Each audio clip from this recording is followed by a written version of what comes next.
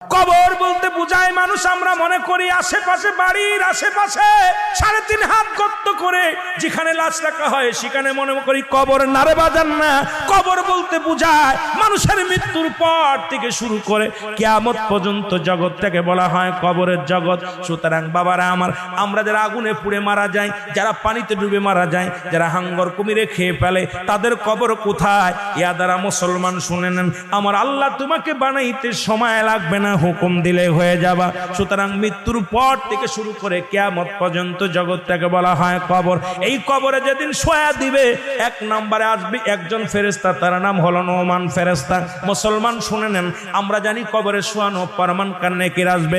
এই ভাইরা আমার, মান কান্নেকির আসার আগে নোমান ফেরেশতা আসবে, কবরে ঢুকে যাবে। সব মুসলমান ডাকতে বলবে, ভাই ওঠো, তোমার ভিতরে রূহটা দেয়া হলো। আজরাইল আলাইহিস সালাম রূহটা বাইর করেছে, আমার আল্লাহ তোমাকে জানটা দিয়েছিল, এটা কবজ করেছে। এখন আমি তোমার দুজন কেরামন কাতিবিন, দুপাশে দুজন ফেরেশতা ছিল, তারা তোমার আমলনামাটা লিখে রাখছে, ভালো মন্দ সব লিখে রাখছে।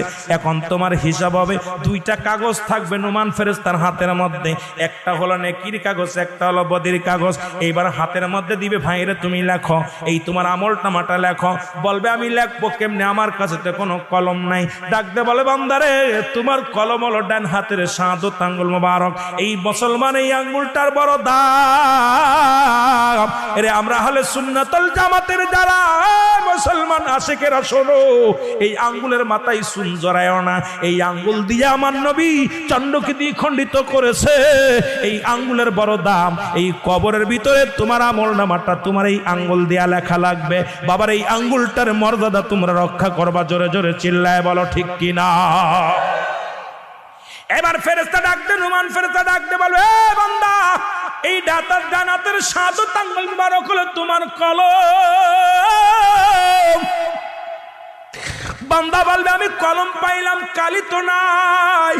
বলবে, কালি তোমার মুখের থুতু মুবারক। জোরে বল আল্লাহু আকবার। এই মুখের থুতু মুবারক তোমার কালি। আমি আপনাদের 2টি পায়া ধরে বলে যাই, এই মুখ দিয়ে গাজায় টান দিস না, এই মুখ দিয়ে মদে টান দিস না, এই মুখ দিয়ে বিড়ি সিগারেট খাস না, এই মুখ দিয়ে কাউকে গালি দিস না।